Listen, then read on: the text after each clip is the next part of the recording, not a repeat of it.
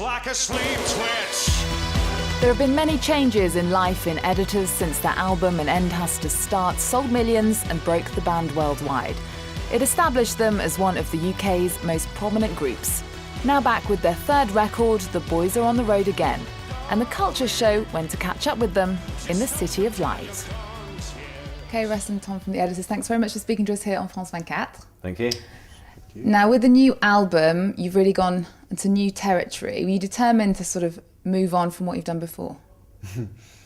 I don't know if determination really came into it. Just making music for us should feel exciting, and you shouldn't feel like you're just doing the things you've done before. So we've always used synthesizers, but they've always been in the background. So it just felt right to bring them to the foreground, and it made making the music more exciting again. We felt a formula creep in slightly to the way that we worked, and we didn't like that, so we tried to work a different way. And I think that's a good way of. All the bands I've loved have always, surprised me and moved their sound and tested their audience, and I think that's the way bands should be. And were you nervous about how the new sound was going to go down with the fans? Not really. I mean, of course you don't want everyone to hate it. I wasn't particularly bothered if it did better or worse than the previous album or albums. And when we make a record, we like the whole thing to be a cohesive listen, but a listen that has different things going on. So I was aware that over the course of these 9 songs that make up this album, there's only really one single, and that's in a single radio terms, and that's proved to be probably the biggest single that we've ever released. And then the rest of it is a little bit more challenging, I think, and that to me is an interesting, very record. So I always knew someone was going to like it.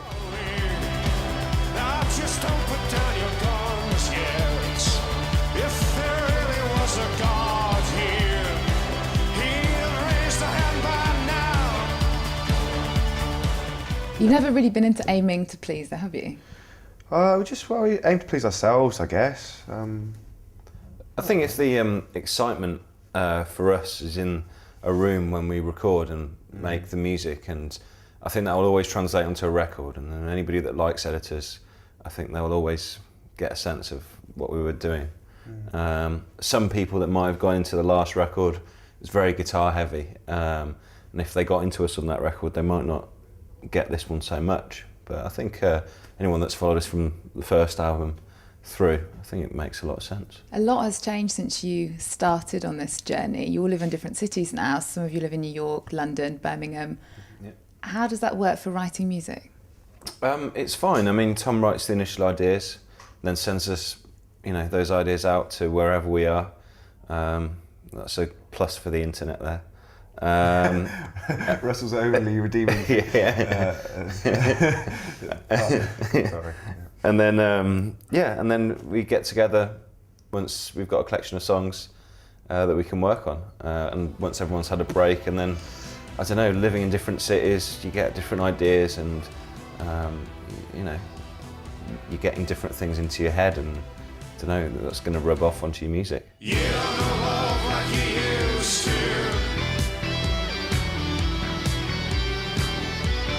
You don't feel love like you did before.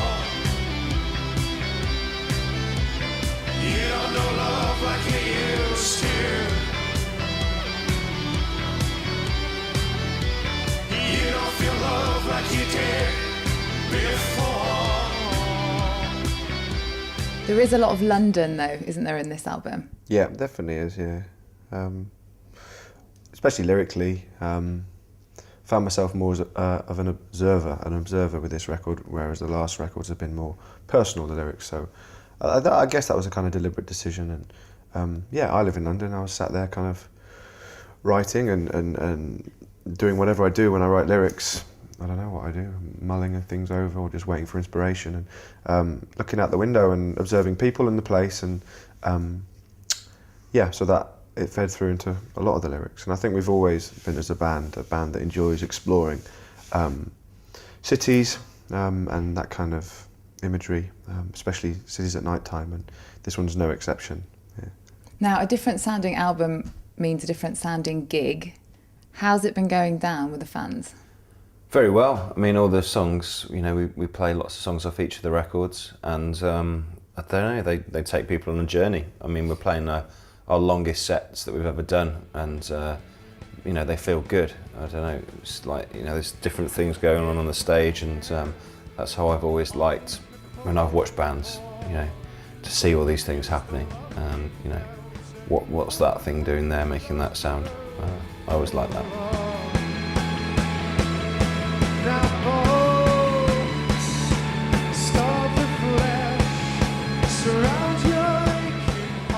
Now you're on a tour of Europe where you have a huge following. Are there places that you are more excited than others to visit? I don't know, these 3 gigs that we're doing now, the Olympia tonight, Antwerp tomorrow, and then Heineken Music Hall in Amsterdam. I don't know, they're pretty big shows. I think they'll feel good.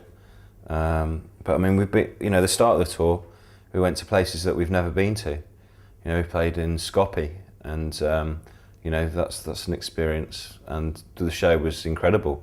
I mean, we went to places where they haven't had bands for 10 months, you know, so, you know, for a rock band to come through and to play music, the excitement is unbelievable. You feel like the Beatles, I guess, you know. We've always had mainland Europe has always, actually, to be honest, with the exception of France, mainland Europe has always been responded very well to us. You know, we're bigger, arguably, in lots of places in Europe than we are in England now, and that, They're of course, probably a bit less trendy or something. People are very into the coolness. they're less of Britain, fashion-led, definitely. That's not important to them, even to the music press. You know, in places like Belgium and Holland and Germany, you know, that's cool is not seen as an important thing. You know, people like us and dislike us. I'm not saying it's uniform, critical, you know, success, but it definitely feels like we're more relevant, and that's great for us. Of course, it is. Yeah. Now the tour wraps up in September. What's your plans after that? Well, that's when we, you know, we have a summer festivals, lots of exciting shows coming up, some interesting ones as well, and then yeah, September. I think the last one we do is Berlin, and then I'll be writing over the summer, because the way the festivals work is that I can write in between.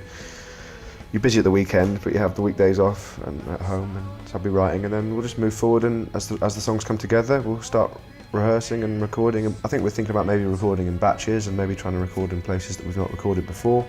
We're definitely going to work with Flood again. You know, we feel like we've started something with him, and we feel like, you know, this is the beginning. So we're in a good space with him, and which is exciting, really. But we're not putting any time constrictions on there. You know, it's just we'll wait and see till it comes, and then we'll press record.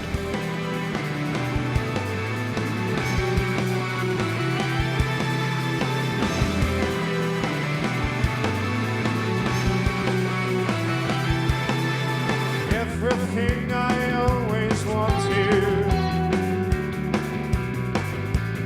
is right here, but soon it won't be.